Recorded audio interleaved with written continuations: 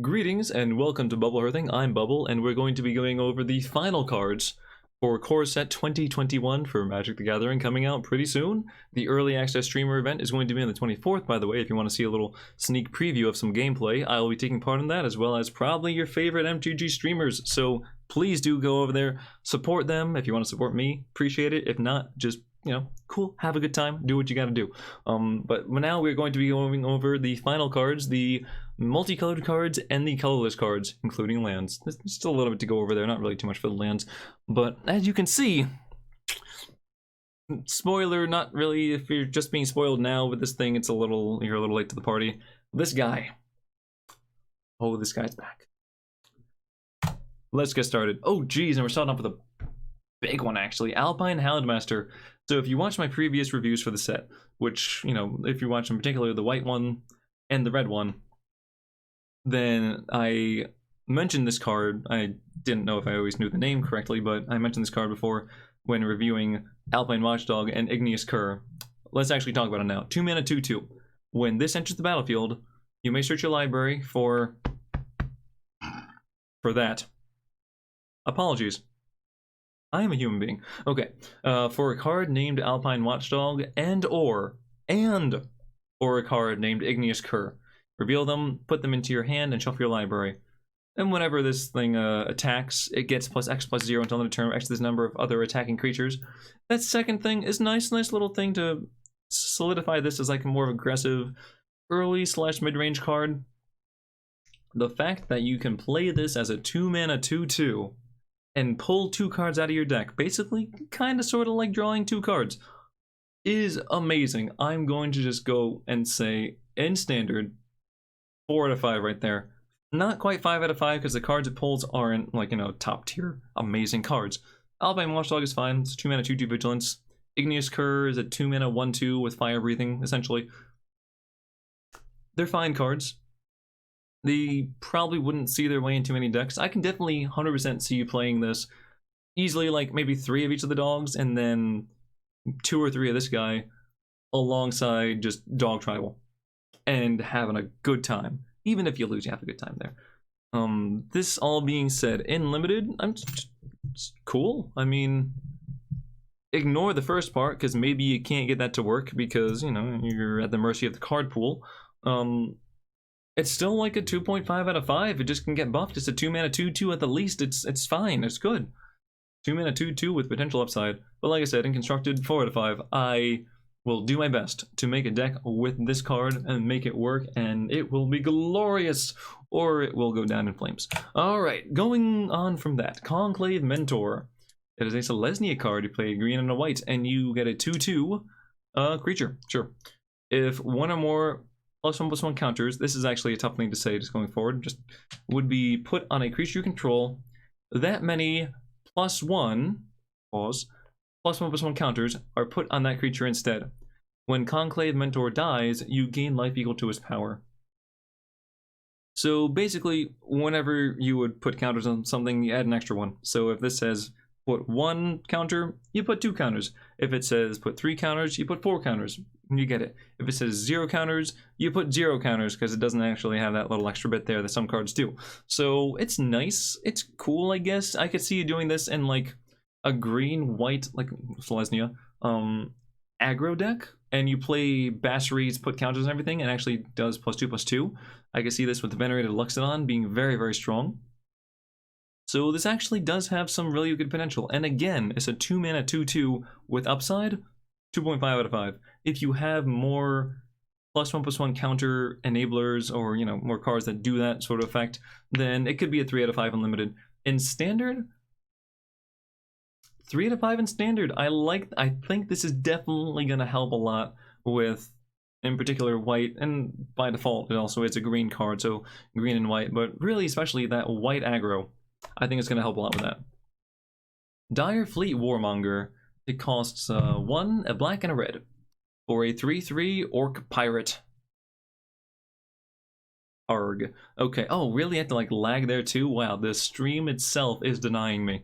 Anyway, at the beginning of combat on your turn, you may sacrifice another creature. If you do, this card gets +2/+2 and gains trample until end of turn. That's all great until your opponent kills it, and they're like, well, I killed my creature for nothing! For land development! No, but... sorry, suddenly SpongeBob. But, yeah, it's okay. Just don't be too trigger-happy with the whole sacrifice ability. I mean, if you happen to have a whole bunch of little Thalids or little fodder dudes just running around and you're already ahead, sure, win more, win faster, win hard. But otherwise, I wouldn't be too crazy about it. But again, otherwise, 3 mana 3/3, kind of standard thing. I'm gonna 2.5 out of 5 this one too. In standard, 0 to 5. No, this is not seeing play. Experimental Overload. We are in the Is It section now. What is it? The Is It League is their name. So let's see if I can remember now. I'm gonna just go ahead and say it. The Boros Legion, the Selesnya Conclave, the Rakdos, the Cult of Rakdos, and the Is It League. And there's also one for each guild, obviously, but whatever. So for this card, you create an XX blue and red weird creature token. What's so weird about it? I don't know. It's just kind of weird. It wears his socks to take a shower. It's weird. Let's see. Where X is the number of instant and sorcery cards in your graveyard, then you may return an instant and sorcery card from your graveyard to your hand, and then you exile this card. So okay, I mean that's nice, I guess. It's okay. It doesn't really seem all that great. It seems like Crackling Drake is just better. And if you want to return things from your graveyard to your hand, there are other cards to do that. I would rather just play Finale Promise and replay them from the graveyard and go crazy that way. So I'm gonna give this a big ol' like 1 out of 5 in limited and 0 to 5 in standard. Not feeling it. Don't get me wrong. Like, 2 colors that I love are blue and red. That is my favorite 2-color combination. I had to like somehow like I said 2 colors. Like, hold on. I didn't mean to start the sentence that way. How do I recover? There we go. Nailed it. But this is not a card that is really great for them. Alright, Indulging Patrician. We have Orzhov. Oh, geez, what's Orzhov's thing? The Orzhov Syndicate. No, that's not it at all. I don't know. The Church of Orzhov. I don't know. I forget. Okay. Everything's falling apart now. 3 mana, 1/4 lifelink flyer. At the beginning of their end step, if you gained 3 or more life this turn, each opponent loses 3 life. So if you get a like coincidental lightning helix, cool. And 3 mana, 1/4 lifelink flyer, it's alright. I'm gonna give this just the 2 out of 5 in limited. I think it's okay, but the 1 life, you obviously need more to enable your lifelink there, and do you really want to just be attacking and your opponent's probably going to be able to block you? So, I mean, maybe just keep it back as a you know, not a chump blocker, but as someone that you can just butt heads for a while. Sure, and gaining the life could be useful, and if you have any other life gain, oh, now you just took 3 damage, like your opponent did. Sure, but otherwise, not really too enthused. And in standard, no. Nope, nope, nope, nope, nope. 0 out of nope. Okay. Leafkin Avenger. Oh, what is this for Gruul? That is the Gruul Angry Boys. There we go. Alright. So for it's like the clan rule? I don't know. Rule clan of angry stuff of rage. Okay. So 4 mana 4/3. You can tap and add green for each creature you control with power 4 or greater. Obviously it will count this thing, so at the very minimum you add 1 green. But a 4 mana dork is pretty lame. Or for 8 mana, whoa, 8 mana, it deals damage equal to its power to target player or planeswalker. So 8 mana deal 4? No. I mean, it's a mana sink. Don't get me wrong here. I'm not gonna kid myself and say that it doesn't see some usefulness in limited. So for that sense, 2.5 out of 5, because it also enables you to play bigger creatures and maybe ramp you up more that way. So it can scale pretty well. In standard, though, it's useless. Lore Scale Coatl. Coatl? Coatl. It's a 3 mana 2/2. It's a snake. Cool. And whenever you draw a card, put a +1/+1 counter on Lore Scale Coatl. So it has to survive a turn. And then it's a 3 mana 3/3. And then a 3 mana 4/4. Oh, I'm just going to play this other card. I'm going to play Revitalize too. I'm going to play Opt. Or I'm going to play Growth Spiral later than I normally would. And it's a 3 mana 7/7. It's like, oh my goodness, how did this get somewhere? In limited, I would easily put this at a 4 out of 5. This is a fantastic card, which demands an answer, very obviously demands an answer. Sure, like, you know, it reliably grows every turn, and if you have some cards that speed it up, it's even better. Look at that. In Standard, I don't think this really is as demanding for answers, but I think someone might make it work, so I'm going to say 2 out of 5 in Standard. I think it could actually work out somehow, even though it is competing with Euro's spot. Maybe people are gonna scare away Euro. Maybe the Scavenging Ooze is just too much of a scary card. All right, Niambi, Esteemed Speaker. The Azoria Senate. I know that one. I know that one because they are the governing body. They like, you have been found in contempt. Anyway, so it's the 2/1 with Flash. When Niambi, Esteemed Speaker, enters the battlefield, you may return another target creature you control to its owner's hand. If you do, you gain life equal to that creature's converted mana cost. And you can pay 3 and tap it, and discard a legendary card, draw 2 cards. Kind of weird there, but let's see, another creature you control. So, at the minimum, it's a 2-mana 2/1 Flash. Cool.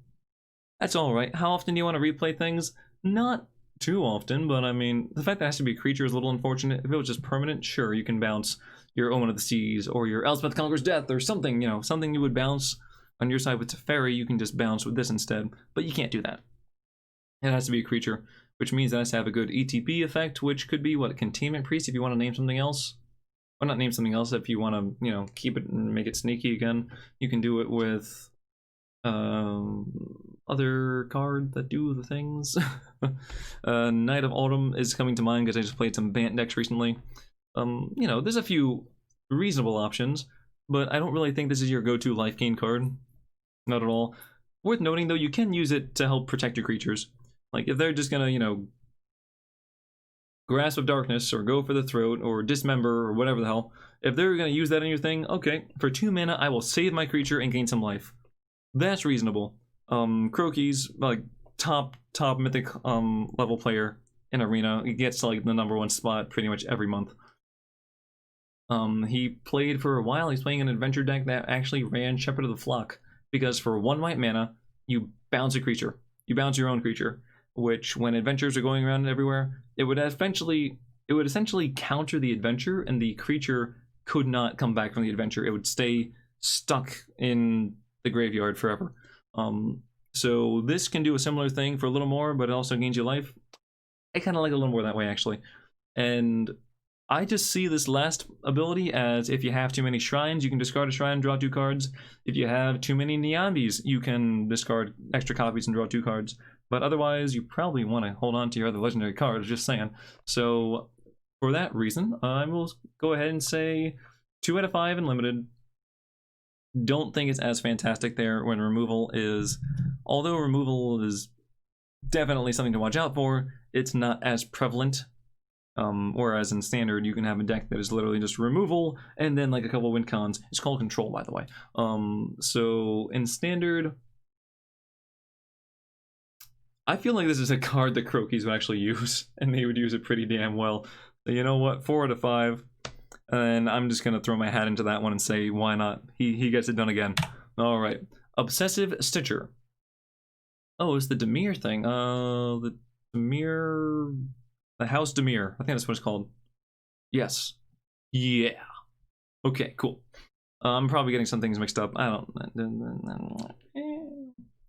Who's counting, really? You are. You just counted 5, 4, 3, 2, 1. Okay. So it's a 3 mana 0/3. With the ability to tap, draw, and discard a card. So you can tap and loot. Cool. No mana cost there. Just do it. Or you can pay 4, tap and sack it, and you return target creature card from your graveyard to the battlefield. So it's a reanimator and also a looter.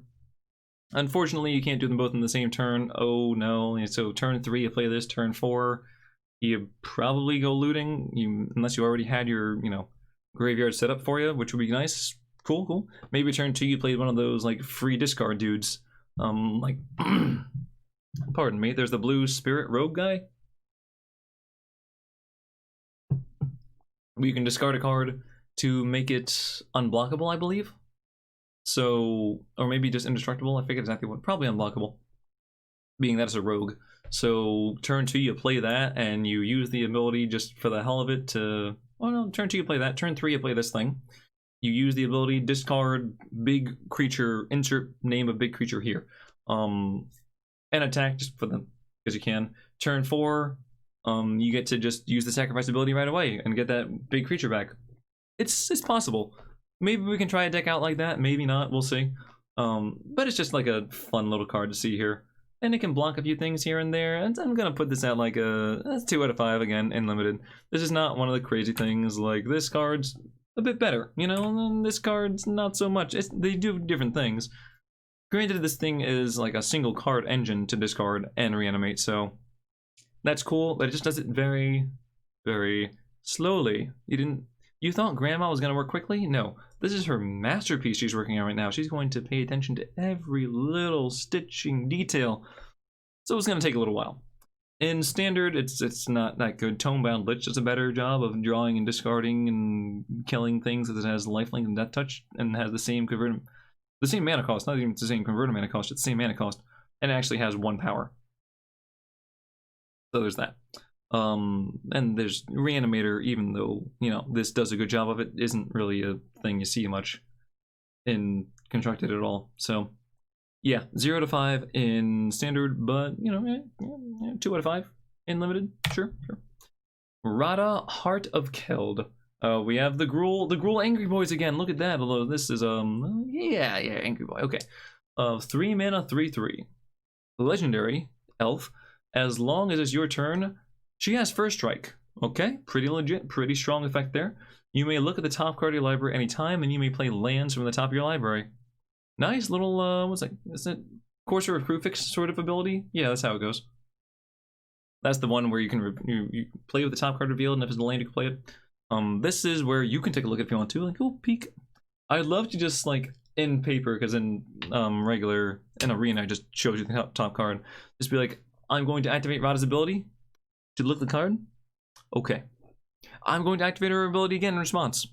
Look at the card. Anyway, just trolling there. But anywho, 6 mana ability. She gets +X until in turn X the number of lands you control. This is a very, very good ability. Both of them are nice, but in particular, this is a very, very good card for an aggressive deck because you play her. She's great on curve, and she has First Strike when you're attacking. Sweet, that's lovely. And then, similar to how, you know, Bolas' Citadel had its moment in the sun for control decks, and you know, Experimental Frenzy did really well with mono red. This does really, really nicely with aggro because it just helps get you to naturally draw more big cards. You know, you're not really trying to draw so many cards in Gruul, but when you do, you don't really want to draw the land half the time. So this is just helping to get rid of that land, and you also can use the land to, you know, buff creatures potentially, or use it to get the Embercleave out maybe a turn earlier. Really nice there. So wonderful card. 4 to 5 in limited. Gruul isn't in the best place right now, so 3.5 out of 5 in standard, but that's still pretty high up there if you ask me. And this is the buy a box. I don't know if the mouse cursor shows up. I don't think it does. But anyway, this is the buy a box promo, so you're not going to open this in any packs, except for the little... do they put it in a pack, or they just put it in like a sleeve for you? I don't know. So, as far as limit is concerned, this card doesn't really exist, so I don't have to rate it that way. Haha! But I mean, I actually really just don't have to. Rin and Seri, Inseparable. Is that a little riff on Ren and 6? Probably not, although they are also inseparable because they're literally joined at like the torso. Joined at the body, just the whole thing. Or is it like Ren and Stimpy? Maybe? Was that supposed to be a cat and a dog? I don't know. Speaking of cat dog, they missed a huge... Why couldn't they make this cat dog? They had to go dog cat? Why dog cat? It's not even alphabetical. You know what you were doing, and you disappointed me. But anyway, for 1, a red, a green, and a white, also known as Naya, if I am not mistaken, you get a 4/4 legendary dog cat. Whenever you cast a dog spell, you make a 1/1 cat. Whenever you cast a cat spell, you make a 1/1 dog. The cats are green, the dogs are white. because. And you can pay Naya colors and tap this. Renenseri, inseparable, deals damage to any target equal to the number of dogs you control, and you gain life equal to the number of cats you control. I mean, it's a fantastic idea for a commander deck. I know there's like the joke of like, oh, it's a great commander card, meaning it's a bad card. No, it's just a cool card. I think this is a very nice buy a box promo because there's a decent chance this sees 0 play in standard. I mean, a lot of buy a box promos don't see any play in standard, like, you know, like Athreos and Tezzeret and Nexus of Fate and Kenrith. But those aside, yeah, it's just a cute little card there. In standard, because we can actually evaluate this thing in standard, it's... I don't think these decks actually meld well together, especially because there aren't that many cats.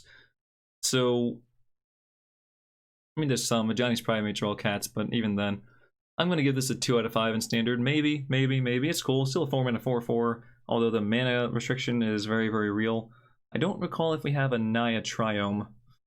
I want to say we don't, because I don't think we have a Naya Ultimatum or a Naya, like, Big Cat. That's worth noting, though, that all the big cats from, the big 5 cats from, Ikoria are cats, obviously. So yeah, 2 out of 5 in standard, and just not applicable in limited. I'm just gonna go ahead and say that. You're not gonna get it. Okay, Sanctum of All. So this is a shrine. This is the only shrine that's multicolored. In fact, it is all the colors. It's good old Wooburg up. Okay. You know, let me say something Wooburg forever. Okay, so it costs 1 of each color. It is, of course, legendary, like all the shrines are. At the beginning of your upkeep, you may search a library and or graveyard for a shrine card and put it into the battlefield. This is your shrine enabler. And if you search your library, shuffle it, sure, you know that. If an ability of another shrine you control triggers while you have 6 or more shrines, that ability triggers an additional time. So you just get double ticks out of all your shrines if you have 6 or more. So everything triggers twice, right? So there's like one that steals life. I think the black one drains life. The green one gives you mana. The red one, something discard a land and like do damage or something or draw a card. I don't exactly know. The blue one is looting. You draw X and then discard. And the white one can tap creatures. So doing all those things twice for having 6 shrines, X equals 6 for those, is insane, and I don't really know how you would lose the game after that. Even if they kill this thing, you're running multiples of this thing, obviously, and just the fact that you just play this all on its own, and it just pulls shrines out of your deck onto the battlefield, is the only way that these shrines are actually going to see play, if you have this card. Therefore, this thing, in limited, is a 0 out of 5. It's 5 colors. No. In standard, this is the enabler. The mana cost is obviously very, very specific and very difficult to fulfill, but we have mana fixing, we have shocklands and other temples, and we have ways to work with it. And triomes, namely. So, costs 5 though. Maybe you want to rant, maybe you don't. Okay, enough hemming and hawing. 2.5 out of 5. I say I have to pick a side, put it right in the middle. No, but I'm gonna say that this is going to, it's 100% going to see some play from like Noxious and Ali Eldrazi, who make silly decks just because they can. What the? Oh no! Reality is coming through. How did that happen? That doesn't usually happen. Hold on, I'm just gonna really quickly just. Oh my goodness! There we go, and we're safe now. That little section of the desk can't hurt you anymore. But yeah, 2.5 out of 5. Obviously, if shrines are good, this is going to be good. If shrines are bad, then this is going to see 0 play. It's just one of those very, very polar cards where either 100% yes or 100% no. It'll be really fun though if it works though. Fun factor is going to be like 5 out of 5 definitely, if it's a good card. Twin Blade Assassins. Ah yes, the Golgari Swarm? That sounds right. Sounds right. Okay. 5 mana for 5/4. at the beginning of your end step. If a creature died this turn, draw a card. It's pretty solid to me. In limited, that's like a 3 out of 5 right there. It's got a sizable body, and your odds are you're gonna be able to draw a card. You can even just play this main phase, like your post-combat main phase, to guarantee you draw the card. And if you don't draw the card, it's okay because it's a 5/4 body for 5. It's not the end of the world. For standard, it's very slow. So 0 out of 5 there. But for limited, yeah, like 3 out of 5. Back to Azorius. Okay. Watcher of the Spheres costs green, not green. That's green. Wow. Okay. Let's try that again. Costs white and blue, just 2 mana for a 2/2 flyer, which is pretty good on rate right there. You know what else is good on rate? The rate at which I'm getting this thing out of my eyeball. Anyway, creature spells with flying you cast cost 1 less to cast. That's a fantastic thing. It's a 2 mana 2/2 flyer with upside. Whenever another creature with flying into the battlefield under your control, Watcher of the Spheres gets +1/+1 until end of turn. This card is amazing. This card is so good. In standard, this will be a significant boost to the Azorius Flyers deck, which will catch you by surprise every now and then, but isn't like, you know, really prevalent, but still, it's not something to ignore. So because of that, I'm gonna say 3 out of 5. This might just make it like actually significantly playable again. In limited, if you have a handful of flyers, even if you don't have a handful of flyers, this card is great. Unfortunately, it does not run away with the game, so I will not give it the 4 out of 5 that I really want to, but 3.5 out of 5. It's almost there, but unfortunately, yeah, it's a 2 mana 2/2. Even though it flies, it doesn't just win the game on its own. Okay. Oh, here's a mythic card. Chromatic Orrery. Chromatic Ornery. Chromatic Orgy. I don't know. 7 mana. Legendary artifact. You may spend mana as though it were mana of any color. Oh, I wonder what we could potentially do with that. I have no clue. Oh, look at that. You can tap it and get 5 mana. Doesn't matter that it's colorless because you can spend it as though it was any color. How do we do that, though? What do we do with that? I don't know. I'll let you know when I come up with an idea. But anyway. Or you can pay 5 mana and tap this to draw a card for each color among permanents you control. I don't know why they didn't just... I know why they didn't, because it doesn't really fit the bill and it just doesn't make any sense, lore-wise and even gameplay-wise. But come on, they should have just put Shrine on this thing. Now that being said, so 7 mana, spend mana as though it was mana of any color. So we already have Dryad of the Elysian Grove to get that degree of mana fixing, and I think, do we have Chromatic Lantern still in standard or not? I feel like it might have gotten a reprint recently, I don't know. But either way, the Dryad is somewhat better just because it has a body and you can play more lands each turn.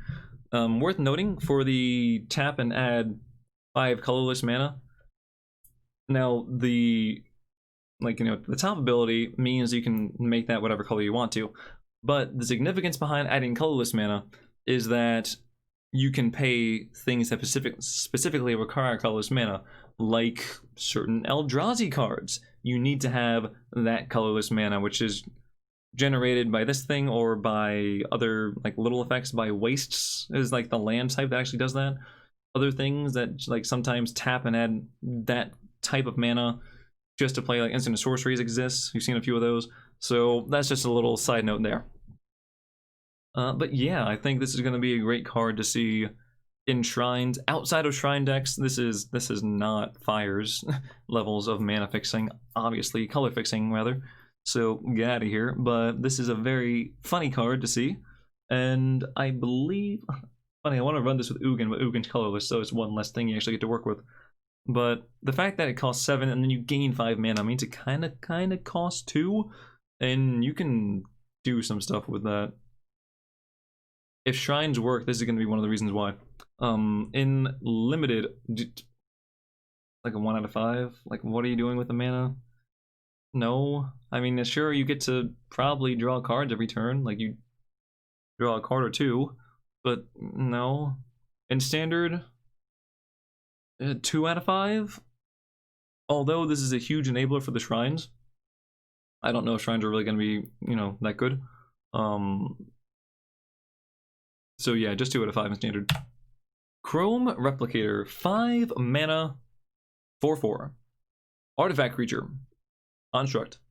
M21. Okay. When Chrome Replicator enters the battlefield, if you control 2 or more non-land, non-token permanents with the same name as one another, create a 4/4 colorless construct artifact creature token. So when you play this, if you have 2 of the same dude, then you get another 4/4. Like, look, you're twins. We're gonna be twins too. Twinsies, but not the same as each other. So, I mean, that's cool. I guess. Let's see, same with the same name. Oh, but non-token, right? I was gonna say they can just use the Sharknado and go crazy. No, it's okay. In limited, I wouldn't count on having too many things with the same name. If you happen to suddenly have all of the insert name here cards, then yeah, then go ahead. Let's see, this is non-land, non-token permanents. So it can be an aura. You could have like a couple Faith Fetters out there, you know, a couple Capture Spheres, and still get 2 4/4s. So in that sense, it's playable, kind of. I'm gonna make it like I'm gonna say 2 out of 5, even though 5 and a 4/4 would, if it was just 5 and a 4/4, it'd be like a 1.5 out of 5. But the fact that you can you can activate the ability without too much difficulty, that's gonna make it a 2 out of 5. Or, okay, you might just want to keep a regular standard creature that gives reliable stats there, but the payoff is kind of cool too. And in standard 0 to 5, no, it's 5 mana to get a couple 4/4s. Like, the rate's good, and you can probably get it to work out, but even then, no. Alright, 5 mana, 3/5, Epitaph Golem. You can pay 2, put target card from your graveyard on the bottom of your library. I don't know why. I guess this is from Innistrad because it has the whole Avacyn's collar on the top there. But why are we doing this again? Oh, it's to counter mill decks. 0 out of 5, forwards and backwards, moving on. Forgotten Sentinel, 4 mana, 4/3, enters the battlefield tapped. I mean, 1 out of 1.5 out of 5 in limited, obviously because it comes in tapped, but otherwise it's okay. Even then it's kind of like below rate, but like it has the 4 power, so maybe you trigger your, if you have a creature of power 4 or greater, do this thing. In standard it's terrible. Don't really have to say that. Maze Mine Tome, finally an interesting card to talk about. After these last couple, it was like, oh god, my mind was not a maze, it was just like it was just into forming a soup. Okay, so 2 mana artifact. You could tap it, put a page counter on the Maze Mine Tome, and scry 1. Or you can pay 2 and tap it, put a page counter on it, and draw a card. When there are 4 or more page counters on the tome, you exile it, and if you do, you gain 4 life. So I guess you could, if you had like Voltaic Key, or I think there's the better one that also gives things unblockable potentially. I forgot, Manifold Key. You could, like, in response to the 4 page counter, like exile trigger going off, you can untap it and then tap it again and get more counters on if you wanted to. I mean, whatever. If your opponent has it on the board, you can proliferate it if you have it and kind of get rid of it faster, unless you don't want them to gain life. But it's a cool little card. It's nice that it does give you a payoff at the end. It doesn't just go away. It's like, fine, it's gone now. So it's kind of neat. At the most, you can draw 4 cards. Maybe you just want to do some scry stuff too. In limited, that's like a 3 out of 5 there. It's just pretty solid. In standard, I don't think I'll see any play. I liken it to Bag of Holding, which was fun, and it got me through a few games in limited, and, you know, definitely had its utility there. But in standard, it was completely useless. No one plays those kind of cards. So, yeah, I don't think we're going to play this card in standard either. 0 out of 5 standard, but 3 out of 5 limited. Meteorite. For 5 mana, you get to shock something, but you also get a mana rock that is actually a rock. Oh boy. And if I'm lying, he began. I don't get it. I don't know. No, okay. Anywho, so standard 0 out of 5 is terrible. In limited, 1 out of 5. Even then, you don't want to pay 5 mana to shock something. Shock costs 1 mana at instant speed. This is 5 mana at slow speed. Are you sure the meteorite didn't already land and it's just kind of like rolling over because it's slow as hell? And the fact that you get to add 1 mana, yay, you get to go from 5 mana to 6 later on. Could be relevant, probably isn't. 0 out of 5 unlimited. Get out of here. This card's terrible. Okay, Palladium Mirror. At least this is like earlier on you get more mana, and that again is that colorless mana that you get from wastes and such that can help you pay for Eldrazi and such. But otherwise it's just colorless mana, which can pay for generic mana costs. Like this thing, it costs 3 generic mana. So 3 mana 2/2 Palladium Mirror. Cool thing. It gives you some mana ramp as long as you don't really need anything colored. It's nice. I like it. I'm gonna say this is a 2 out of 2 in limited just because the ramp is legitimate. You know, it goes from 3 to 5 mana to a degree. Nearly immediately, maybe even 6 mana if you play a land next turn. Sweet. And standard, no, I mean it's not that good at all. It's probably gonna be some part of a, you know, you can almost certainly make an infinite combo out of this because you're tapping it to get 2 mana versus getting whatever, but there are other cards that can do that we just don't see play because it's useless. So yeah, 0 out of 5 standard, but like 2 out of 5 limited, it's fine. Prismite. 2 mana, 2/1. You can pay 2 mana to add 1 mana of any color. So I guess if you really wanted to, you can tap this for 2 mana, and then you can pay 2 to make 1 colored mana with this guy. There you go, they're working together. In standard, 0 out of 5. You can use it to, of course, mana fix and mana filter and whatever word you want to use there to create mana of colors that are not available for your lands. And that's nice, I guess, and that's going to be a thing in some kind of jank niche meme decks, but otherwise it's completely a useless ability. You just lose mana, you net lose. You put in 2, you get 1. That's math for you. What else there? In limited, it's like also a 0 out of 5 there. 2 mana, 2/1. Unless you need mana fixing so badly, unless you're splashing for like 1 or 2 cards and you put in like a single land of that color and like, well, just in case, guess what? Take this out, put in 1 more land. 0 out of 5. Short sword, 1 mana equipment, equip creature gets +1/+1, equip for 1. All these ones here, I gotta give it 1 out of 5 in limited. It's demanding that I give it that rating just off of structure, off of symmetry, off of elegance. Also, I think is a 1 out of 5. In standard though, it is nothing. Silent Dart. This is a reprint we've seen, and it's a horrible card. 0 out of 5 both ways. The first time I saw this, I didn't read that whole sacrifice thing, and I was like, wait a minute. Pay 4, tap, deals 3 damage to target creature. I can just keep doing that? Oh my god, it's great. Oh wait, it goes away after 1 use. No, it's useless. It's horrible. 0 out of 5. This way, that way. Sky Scanner. Okay, I can give this thing like a 2 out of 5. 3 mana, 1/1 flyer, draw a card. On enter the battlefield. That's cool. There's some flyer synergy here. That's nice. And it can be fit easily into any deck because it's just an artifact. It's colorless cards. You can pay whatever mana you want to get into it. To get it on the battlefield. I'm sorry, I'm getting quite tired. This is my last video for these things. I'm gonna knock this one out of the park and then knock myself out on the bed. So there you go. There's 0 carbonation in this water. And I'm gonna choke on it now. Thanks. Come on.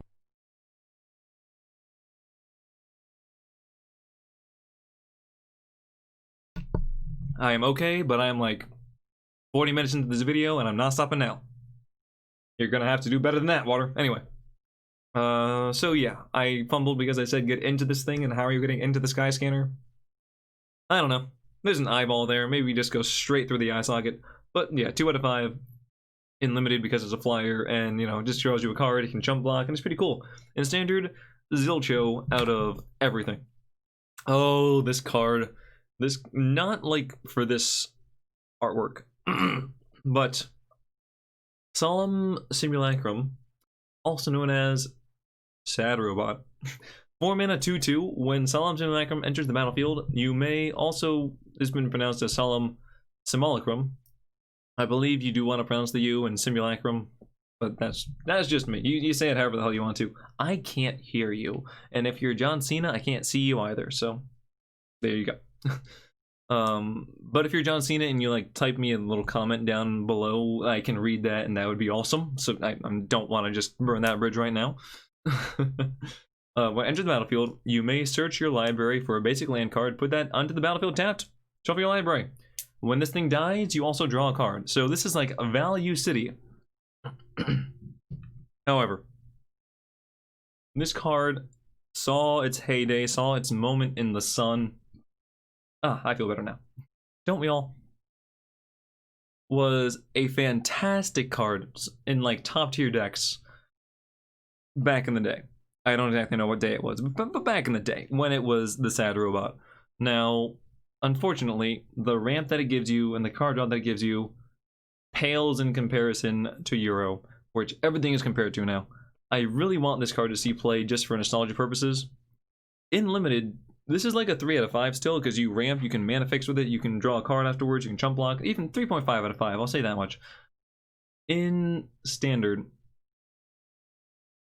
I reluctantly give this a 1 out of 5, and that is just because it does do what it does well, but not as well as other Euros that are currently in Standard. Other cards, right? So, unfortunately, time has not been kind to this card, but it's still, I don't know, nostalgia really, that's all it is. Spark Hunter Masticore, a 3-mana 3/4. As an additional cost to cast this card, discard a card. So 3 mana, discard a card for a 3/4. Protection from Planeswalkers, a very, very strange, very unique ability there. Also, you can pay 1, and it deals 1 damage to target Planeswalker, or you can pay 3, and it gains indestructible at the end of the turn. I mean, in Limited, this card is atrocious, because Protection from Planeswalkers is going to be largely useless, because Planeswalkers are, exceptionally rare to come across. You might come across 1 in a draft among like everybody. It's not very reliable. So that means that Protection from Planeswalkers and the first ability are kind of garbage. So you paid 3 mana for a 3/4, okay, but you discarded a card for 1 extra toughness. That seems terrible. And you can pay 3 to give it indestructible. Okay, not so great. It's only got 3 power, so yeah, I can block forever, but no. And I feel like the discard is actually such a significant thing. I'm gonna bring it down to like a 1.5 out of 5. Not even Grizzly Bear status. Do not discard your cards. That is a form of value. You like value. That's kind of why we're playing this game, to get value. But great value even. Walmart, call me. But anywho. In Standard, I don't think Super Friends decks are a thing right now. It's largely just Temur Reclamation, Rakdos Sacrifice. You don't see too many Planeswalkers running around. I mean, you can see Tamios and Narsets, and there's also Sultai decks that are on the rise, and Bant decks as well. But they're not really Super Friends decks. They're just other decks that happen to have a Planeswalker or 2. Sure, Teferi can't bounce this card. And that's about all you got going for you, bud. Sorry. In Standard, 1 out of 5. In Limited, 1.5 out of 5, because Indestructible is a little more valuable there. Tormod's Crypt is a really, really nice reprint. This is really cool. I just really like this card. In Limited, I will call this a 0 out of 5, because what are you doing?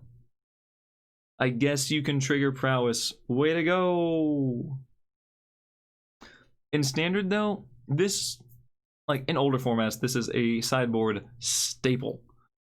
Even in in Vintage and Legacy and Modern. I think this is Modern. Yeah, like it's a must-have in your sideboard for many, many decks.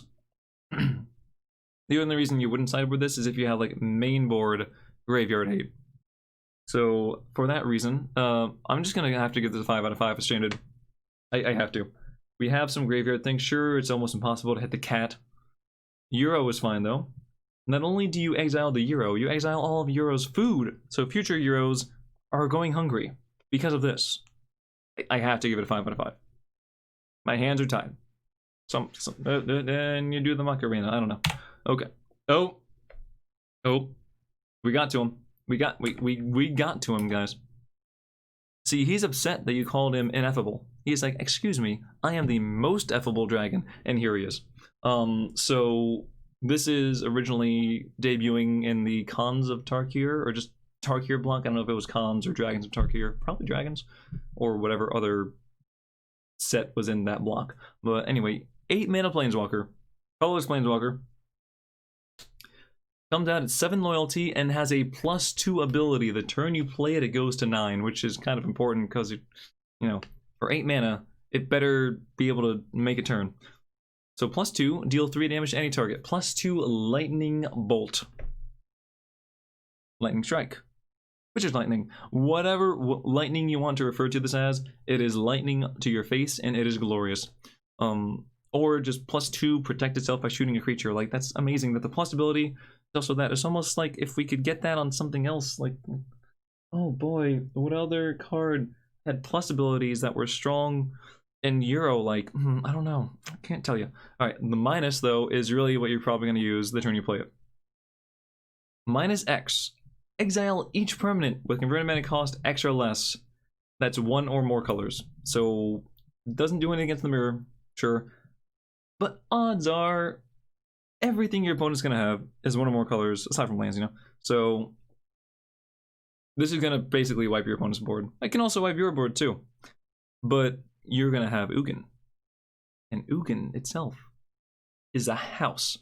In limited, 5 out of 5. I don't care that it costs 8. It's 5 out of 5. And standard, 5 out of 5 out of 5. Look, they threw the third 5 in there just to cement that it is such. Oh my god. So, if you've heard of Tron, which I hope you have, both the deck type and the movie, but it's a deck type in Modern where you play certain Urza lands, known as the Tron lands, to generate mana much more quickly than normal. Much faster than normal. And then you play just expensive cards.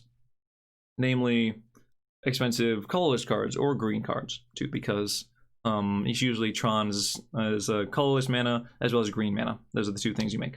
So, although there's blue Tron, which is kind of cool. But Ugin is one of the huge payoff cards that so often will stabilize you, win the game, you play this thing, and you just watch your opponent just say, okay, and you just watch them scoop. Oh, we didn't even talk about the -10, by the way, because the first 2 abilities are just so good. You gain 7 life, you draw 7 cards, then put up to 7 permanent cards from your hand into the battlefield. You ulti, and you +2, eventually you win. You -X, you probably destroy your opponent's soul and you win. You -10, you better win.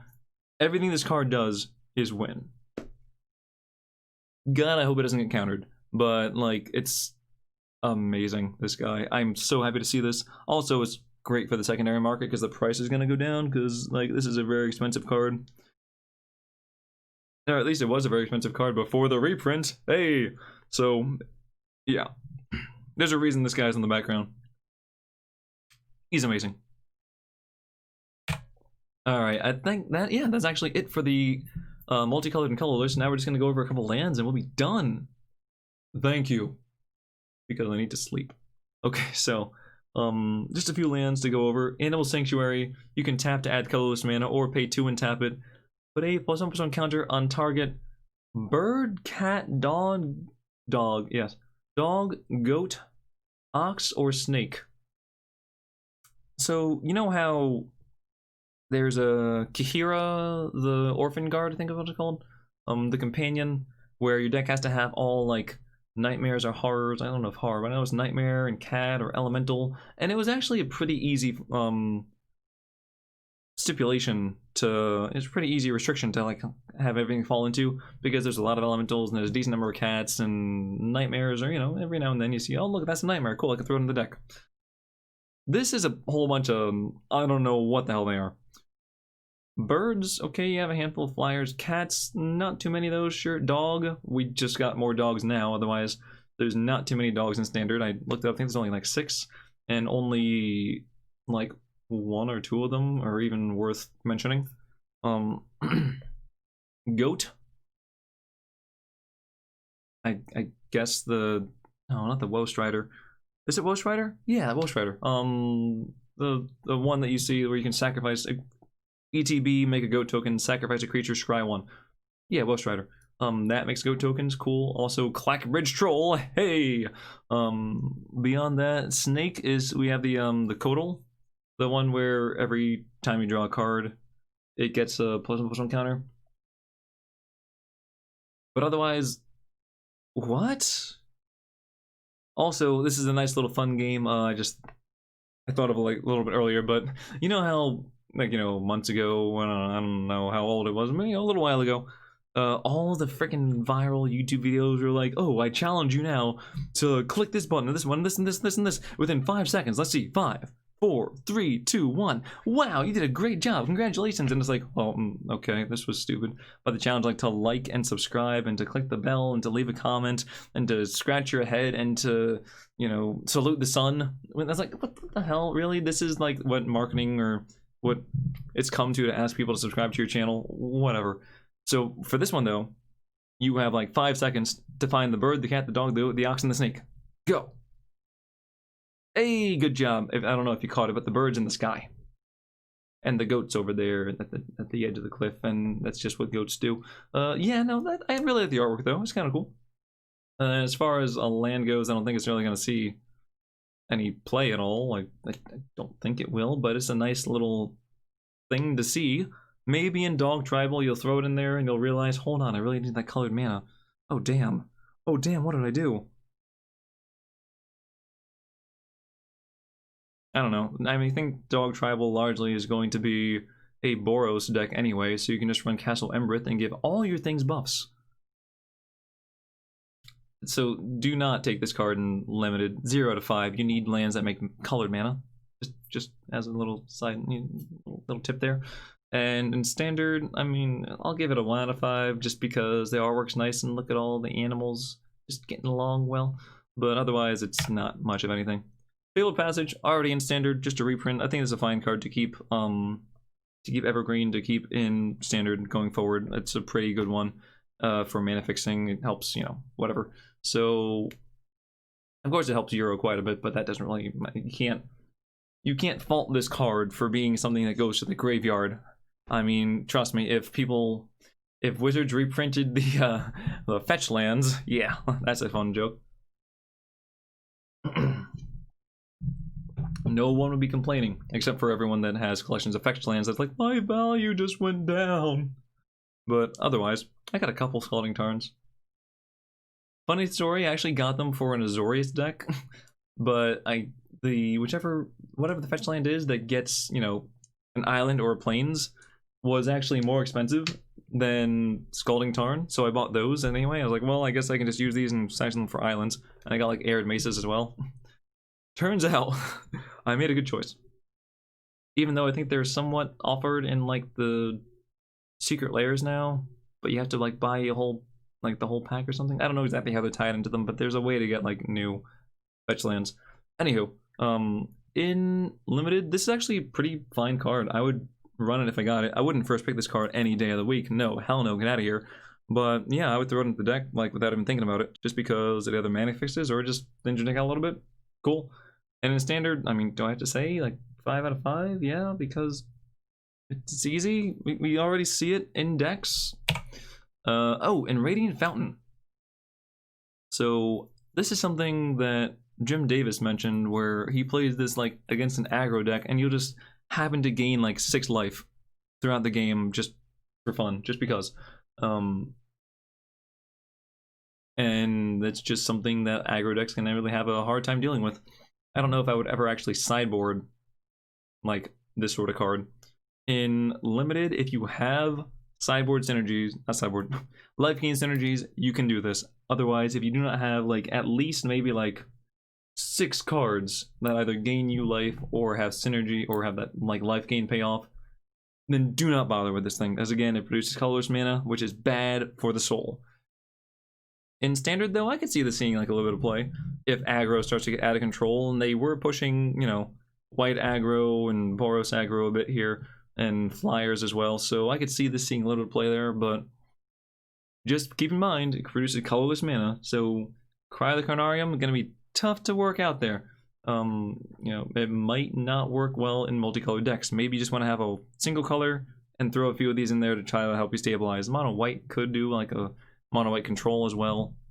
Maybe mono blue, big red if you want to try big red. I don't know. Okay.